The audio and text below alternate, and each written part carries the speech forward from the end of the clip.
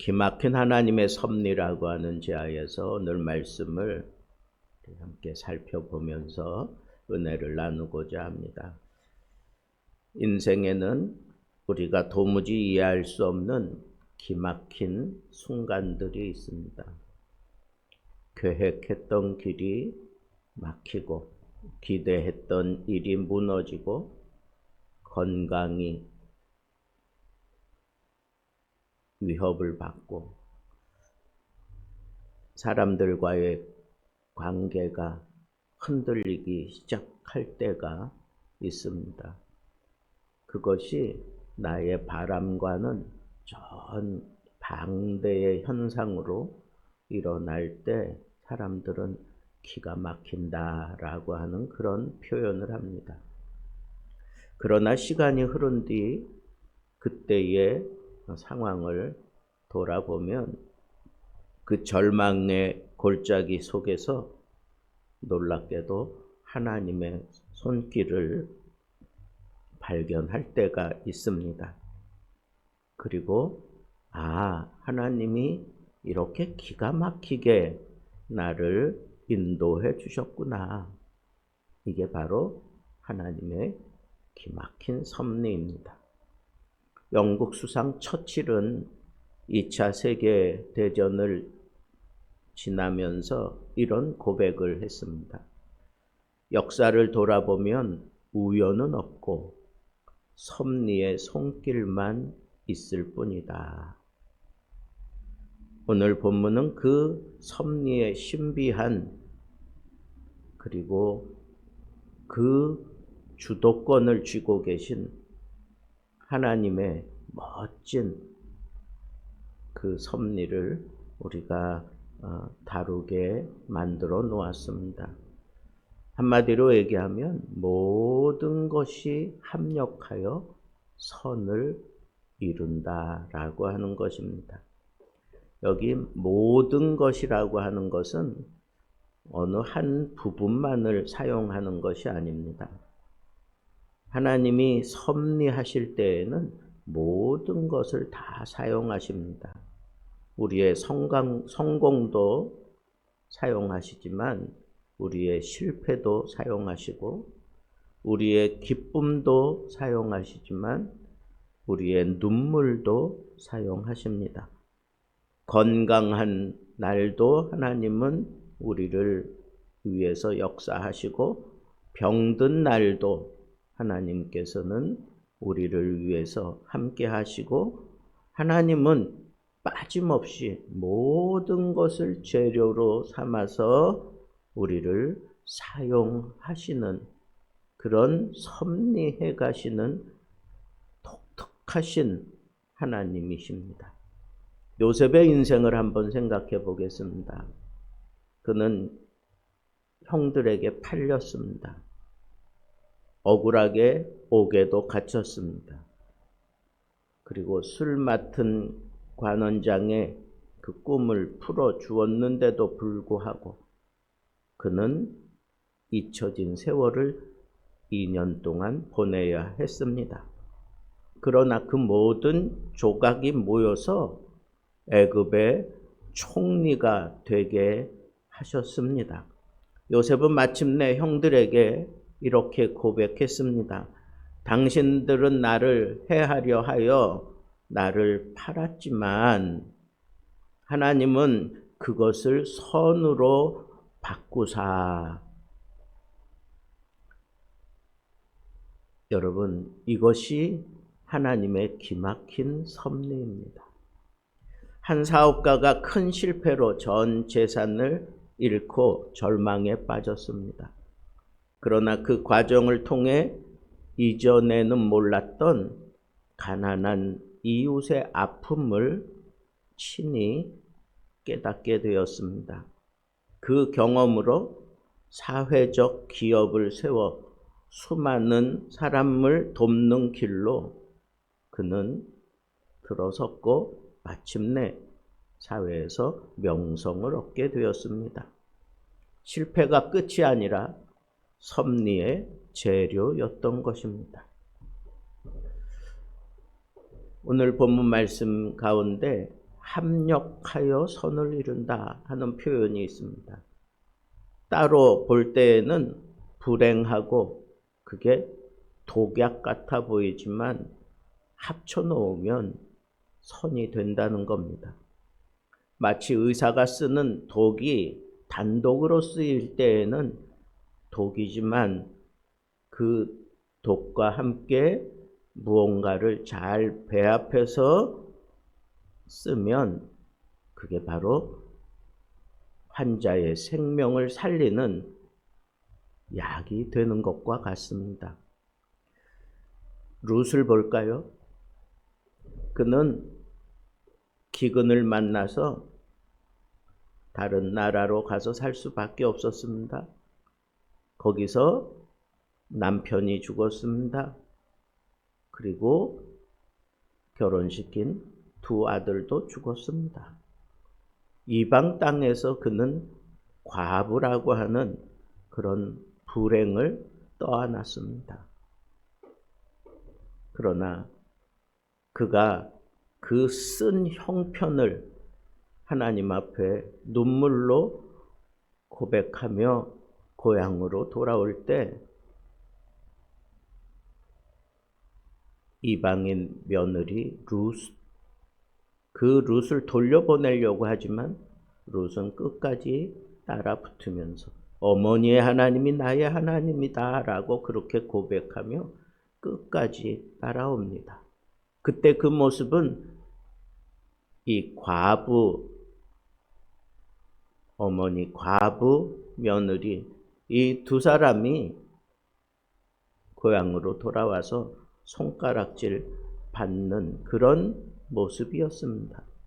그러나 궁극적으로 이 룻을 통해서 보아스를 알게 되었고 다윗의 조상이 되는 영광스러움으로 그의 인생이 달라졌습니다. 그리고 자기의 그 놀라운 은혜를 고백하면서 나는 이제 기쁨이다.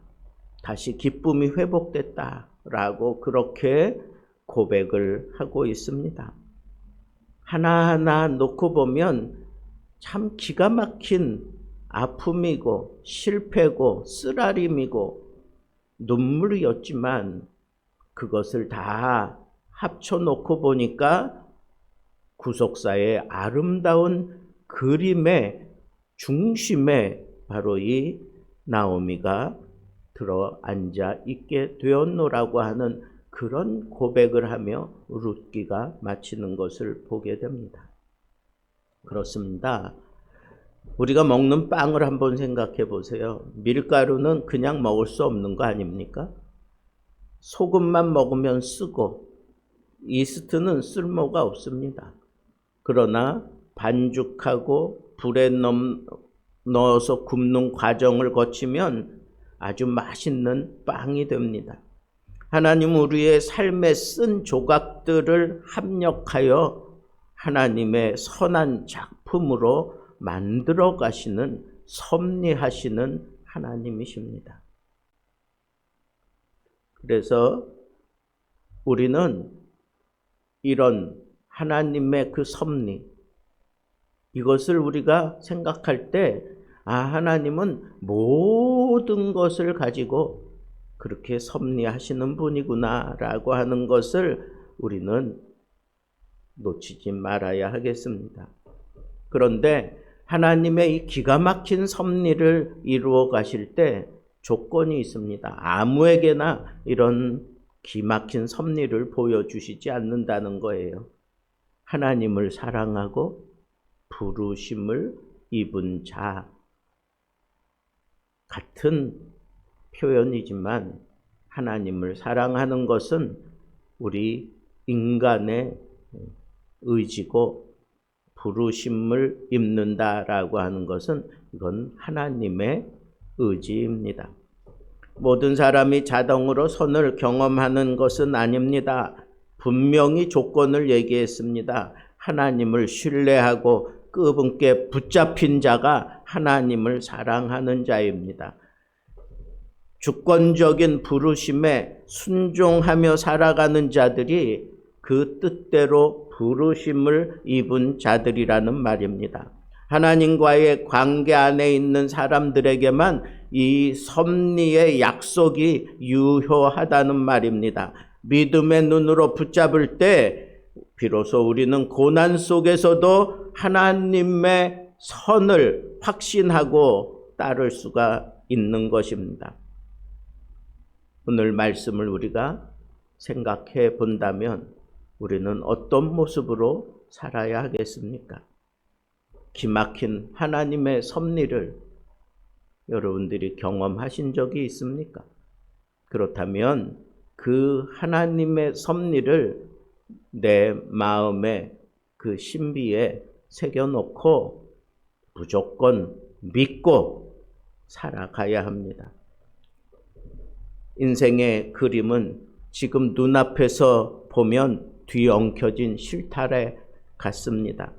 그러나 하나님은 그것을 잘 짜 맞추어서 영광스러운 작품을 만들어내고야 마십니다.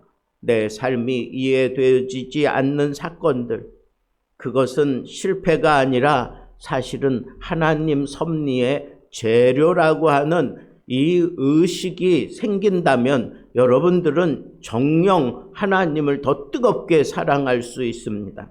지금 당장은 눈물일지라도 하나님께서 이 눈물을 붙잡고 웃음으로 만들어 주실 거라고 하는 기대가 생기고 하나님을 향한 열정이 생긴다면 여러분들은 분명히 하나님의 그 부르심 속에 있는 사람이 분명합니다. 지금은 우리가 어찌할 바를 몰라하며 어디로 발을 옮겨야 될지도 모르는 그런 순간에 우리가 처해 있다라고 생각하며 두렵고 어떻게 이 문제들을 풀어가야 될지 막막한 때도 우리에게 찾아올 수 있습니다. 그럴 때 우리가 붙잡아야 되는 것은 아무것도 보이지 않지만 거기서 하나님의 섭리를 붙잡을 수 있는 사람이 되어야 합니다. 끝까지 하나님을 사랑하고 끝까지 하나님을 붙들고 씨름해야 합니다. 마지막 순간이다라고 생각하고 홀로 남아서 하나님과 씨름했던 야곱의 그 기백은 하나님의 그 섭리하심 속에 그가 뛰어든 것과 다를 바가 없습니다. 그래서 그는 하나님의 그 섭리 속에 뛰어들어서 순종하는 그런 모습으로 온전히 뒤집혀지고 그의 인생의 최고의 절정인 하나님 앞에 거룩한 모습으로 변화되어가는 그런 삶이 남아져 있는 것을 우리는 잘 알고 있습니다. 그래서 야곱의 인생 후반부는 그가 성화의 삶을 누리고 있는 그런 모습으로 우리가 하고 있습니다. 여러분, 이처럼 우리가 하나님의 섭리를 믿는다면, 하나님의 섭리를 경험했었노라면 이제 그 섭리를 믿는 믿음을 쓰면서 우리가 살아가야 합니다. 우리의 삶이 지금은 유리 조각들 같이 파편이 내 몸속에 막 파고드는 것 같은 쓰라림이 있고 아픔이 있을지라도 그것을 바꾸어 나에게 영광스러운 그런 빛을 비추게 해 주실 거라고 하는 그런 기대와 그런 믿음을 가지고 오히려 남들은 다 무너지고 남들은 다 실패했노라고 생각하는 그 순간 오히려 하나님 앞에 뛰어들듯이 뛰어들 수 있는 용기가 필요하다는 겁니다. 우리 한국의 진정한 빛이 되었던 토마스 선교사, 그리고 알렌 언더우드, 아펜설러가 이 땅에 오겠다고 그랬을 때 사람들은 다 거긴 가면 아무것도 이룰 수 없고 그 조선이라고 하는 그 열악한 나라에 가면 너는 이 선교가 실패할 것이라고 그렇게 주변에서 다 얘기했습니다. 그때 이 언더우드는 눈물로 하나님 앞에 고백하며 하나님이 나를 부르셨으니 나는 가겠습니다. 하나님만 바라보며 가겠습니다. 하나님이 나를 통해 이 암울한 조선의 땅에 하나님의 빛을 비춰주십시오 하는 그런 눈물의 고백을 하며 이 땅에 찾아 들어왔습니다.